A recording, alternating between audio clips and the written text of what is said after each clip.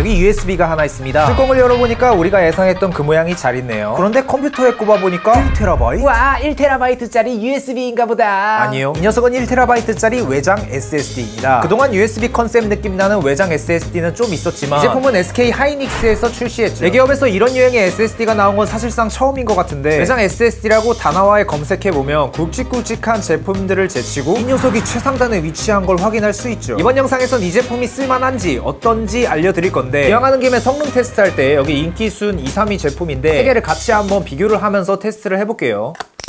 박싱을 해보면 박스 안에 친환경 소재의 이 종이 질감 박스가 하나 더 있고, 패키지가 포장이 한 번 더 되어 있습니다. 뚜껑 열면은 USB-A, 타입 A 형으로 제품 설명서와 본체 이렇게 두 가지만 있습니다. 가장 중요한 본품, 진짜 작죠? 제 손이 남자치고는 큰 편이 아닌데도 이 정도 이렇게 딱 컴팩트하게 잡히는 정도의 수준입니다. 네, 여기 이렇게 보편적으로 쓰이는 이 카드랑 옆에 이렇게 대조를 해봐도 엄청 사이즈가 작은 게 느껴지시죠? 되게 컴팩트해요. 카드를 위에 올려놓으면 좀 거의 다 가려지는 그 정도의 사이즈입니다. 무게도 상당히 가볍고요. 실측시 두께, 가로, 세로 무게는 이렇고요. 입력 단자는 USB 3.2 Gen2X1으로 10GBps 지원하네요. 근데 타입 A라고 하니까 뭔가 10GBps까지 지원이 되나 좀 의구심이 들긴 하는데, 테스트를 이따가 한번 해볼게요. 플레이스테이션 용량 확장 타겟으로 나왔다라는 기사도 있던데, 최근에 나온 플레이스테이션은 전면 포트가 USB-C 타입이지 않나요? 그리고 요즘 전자기기들 대부분 C 타입 포트로 많이 나오고 있는 상황이라서 C 타입 젠더 같은 거 같이 넣어줬으면 어땠을까 싶은데, 저는 어차피 USB-A to C 변환 젠더가 있어서 이거 쓰도록 할게요. 저들끼리 연결을 하면은 이렇게 연결을 해서 쓰면은 스마트폰이랑도 연결이 된다고 하거든요. 갤럭시 폰으로 한번 확인을 해보겠습니다. 오, 네. 인식이 됩니다. 제가 방금 전에 프리미어 프로로 테스트를 잠깐 해봤는데 안에 넣었던 파일까지 이렇게 잘 나오네요.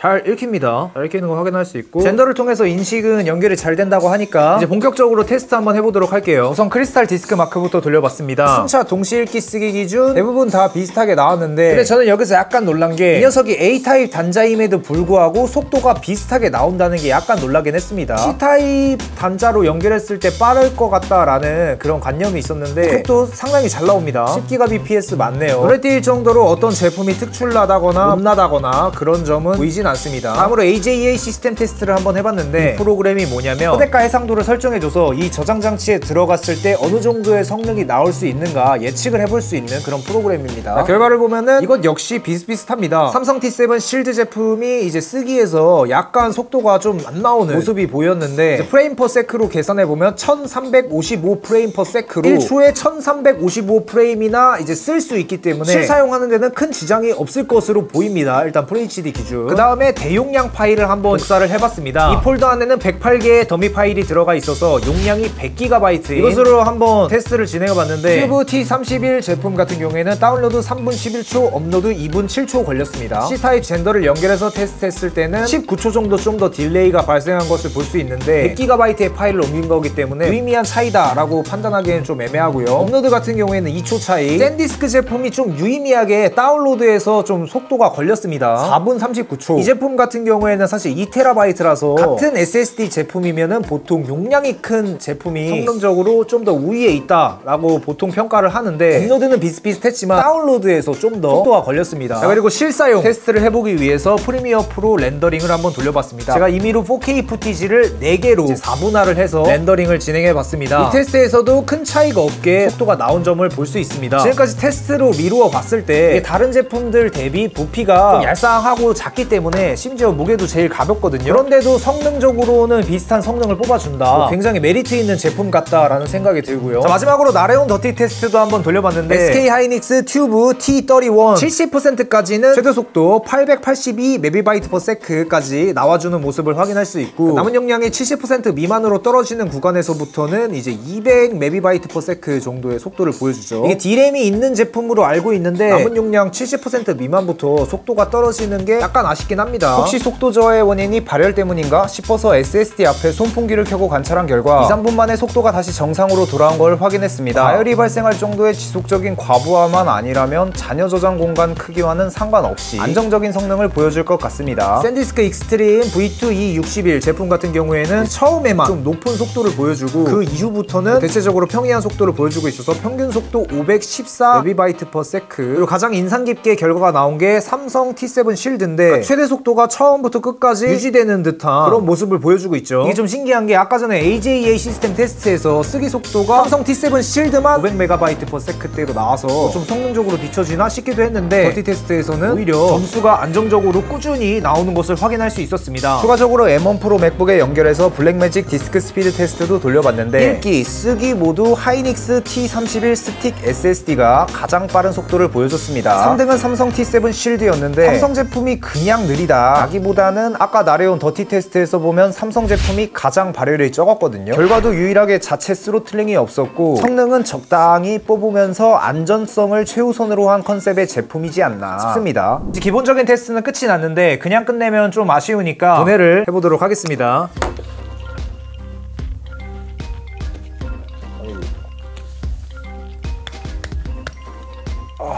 어떻게 분해하는 거야 이거? 다음날 아침 도사만님의 도움을 받아서 분해에 성공을 했습니다. 분해하니까 이런 모습이고요. 철판을 덧대서 방열에 한층 더 심혈을 기울인 모습입니다.